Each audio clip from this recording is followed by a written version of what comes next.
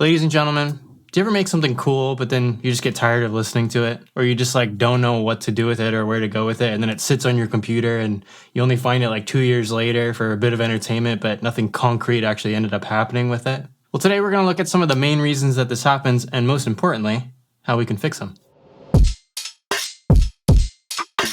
Why do we get stuck in loop mode? Well, there are a few different reasons for this, but in my experience, one of the most common is that you're not introducing enough change, enough variation into the loop itself. So this could be in terms of the actual sounds that you're using, the synth patches or the drum sounds or whatever, or you just need to add more instruments into the section, or you need to change or automate some of the parameters within, the main synth patch. Because our brain is really good at latching onto things that are the same, noticing patterns, and then after a while, it kind of fatigues us. So the answer is to create change. Like, let's say we had just a little, just a basic loop like this.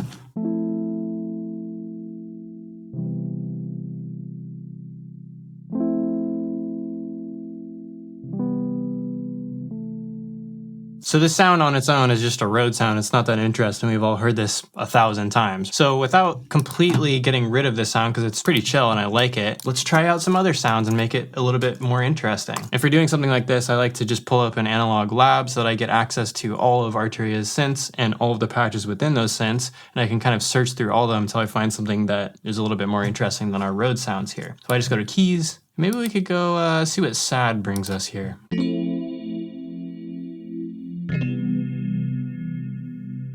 Now you don't have to switch over your sound altogether. You can even start just stacking these. Maybe you could go up an octave as well.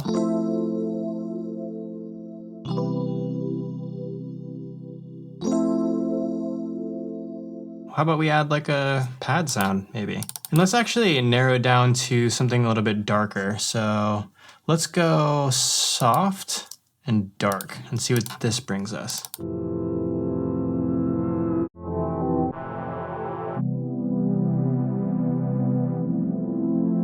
That's pretty lush. Let's see how that sounds in combination with everything else.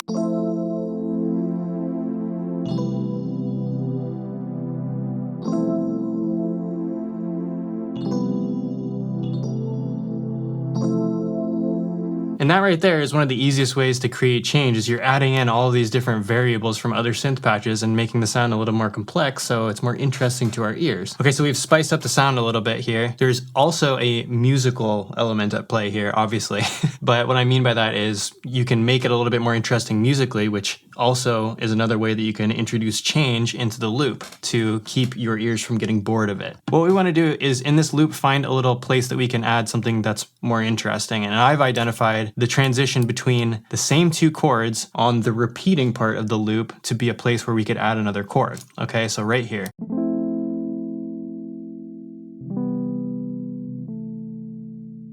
Now the question is, what chord could we add? One trick that I want to show you is that you can start by adding the chord that has a root note of 7 semitones above or 5 semitones below, that is a perfect fifth above or a perfect fourth below, and use that as the basis for the transition chord, okay? So in this case, if I just hold Alt and drag over our C major 7 chord, which is the chord that we're arriving at, I'm going to raise this by 7 semitones, 1, 2, 3, 4, 5, 6, 7, and the only thing that you need to think about is that if you are copying over the chord that you're arriving at, you're going to need to pay attention to the relationships between the notes, because one of them is probably not going to be in the scale that you're in. And in this case, it's going to be an F sharp. The easiest thing for us is probably going to be to just raise it up a half step so that we can get it into the proper key.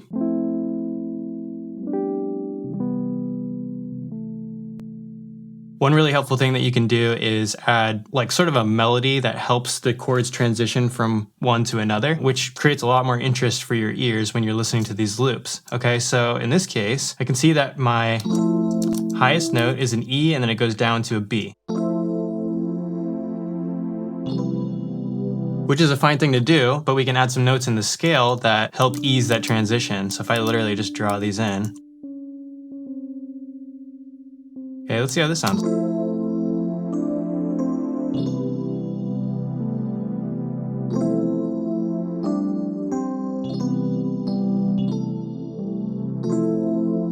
So this melody is almost creating itself. So we've kind of come a long way since the original loop. Now there's a little bit of a journey involved, and when the loop repeats for the second half, it's a lot different than the first half, which is a lot harder for your brain to get tired of and for the people listening to your song to get tired of. Another thing that you can do to combat this loopitis that we all suffer from is, like, if I put all three of these sounds into a group, let's create some change over time with some effects. And that's what effects are great for, because they create all these little mini variations over time. So like if I add an auto filter,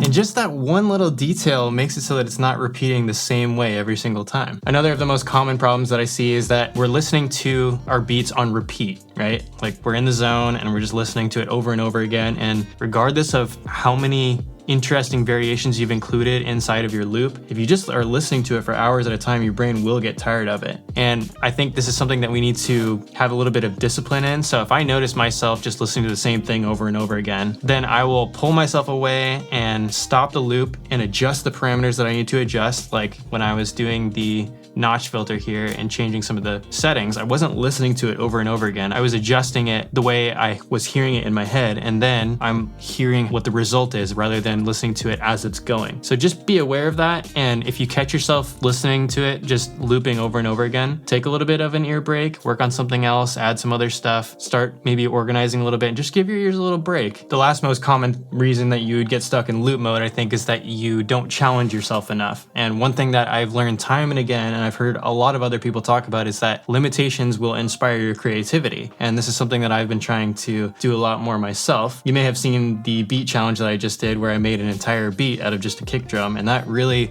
was an interesting sound design exercise. And I learned some things from it. And I got something completely unique out of it. And so find little challenges and little ways to box yourself in and allow yourself to break out of that box creatively. And then you'll get something a lot more interesting rather than choosing to create music in the same way every single time, because you'll probably end up coming up with similar things. So always be challenging yourself and always be trying to stretch your creative muscles as much as possible. And this is the reason I want to bring all this up, is so that we don't get stuck in our ways, and we can continue to have fun making music, which is what it's all about. And if you have another way that you like to break out of, when you feel like you're in sort of a looping rut, let me know what solutions you've come up with for yourself that you find to be working, and let's spread the love and share it around. If you do enjoy these types of videos, please do subscribe. We'd love to have you as part of the community. We'll see you in the next video, and as always, take care of yourselves.